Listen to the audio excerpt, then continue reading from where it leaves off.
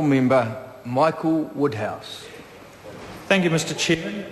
One of the prerogatives of the Minister, of course, is that he gets to take a call whenever he wants, and when he did, he probably stole about 95% of the things that I wanted to say on the two most important aspects of this part. But I'll persevere nevertheless, because I think there's plenty more to say about that, and I'm very happy to flesh out. Thank you. I appreciate the further endorsement from the members on the other side, not in transport, I'm sure. But I want to just flesh out this issue of evidence, because what we're really talking about is risk and harm reduction. And we've heard from Labor that they are absolutely hell-bent on reducing the BAC to 0.05 because it's high risk and it's obvious we should be doing more in that area. But in a strange kind of double backflip, they take a very libertarian view about the age at which someone can get a driver's licence in the face of the relative risks of serious injury or death in those two cohorts. And I just want to quote the results of the... Well, let's just look at the studies that have already been done, because there's quite a bit of data about that. Firstly, let's talk about the relative risk of a BAC between 0.05 and 0.8. And I just want to quote the Safer Journeys strategy, which says, quote, "We do not know the exact extent of harm caused by drivers in that area.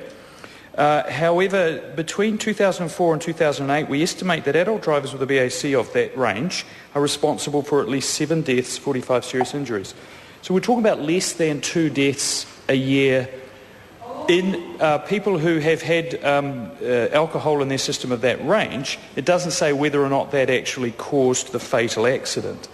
But let's turn then to young drivers, because I think young drivers are far greater at risk. Young New Zealanders aged 15 to 24 are 14% of the population, but 30% of the fatal crashes, 37% rather. They killed more people for each young at-fault driver killed. 1.3 other drivers were killed. Well, that's exactly my point. Mr. Shearer asked that question. What would we do about that? The easiest way to solve that problem is to set a driver age of 25 or 30. Why stop there? We might make a driving age of 50. The point is we accept a level of risk in everything we do. That's what life and living is. The question is, are we accepting the right risk and targeting the right harms? And in focusing on our young, simply being 15 to 19, will increase the risk of having a fatal accident 5 times, whether or not when alcohol is not occurred. Sorry? No, actually males are at greater risk, so gender is a factor. There are a number of contributing factors to risk on our roads.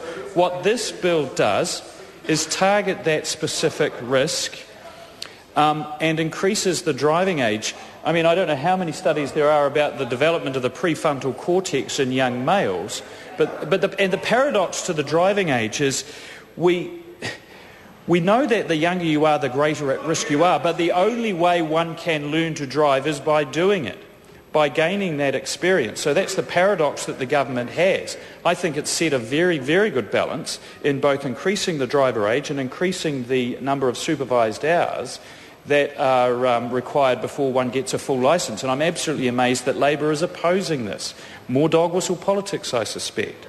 But I want to come back to the evidence of the 0.05 drop, because the Minister mentions the United Kingdom, which is a fascinating study. Our fatal injury rate due to accidents is 82% higher than the United Kingdom's, notwithstanding that they also have a blood alcohol content legal limit of 0.08. So there are so many other factors at work. It's a country geographically about the same size as ours, but it has a population about 15 times greater. So it has the infrastructure to create the sort of engineering that Heather Roy is talking about in respect of safer roads. But I think also in respect of the lowering of the blood alcohol content studies, and there are 300, not a single one of them has been quoted yet by Labor, but the studies show high levels of correlation and often use language like that strategy resulted in a reduction in the fatal accident rate. But it's not actually true to say that one caused the other. The simple fact is We just don't know. In answer to the straightforward question, we don't know. I call the honourable member David Shearer.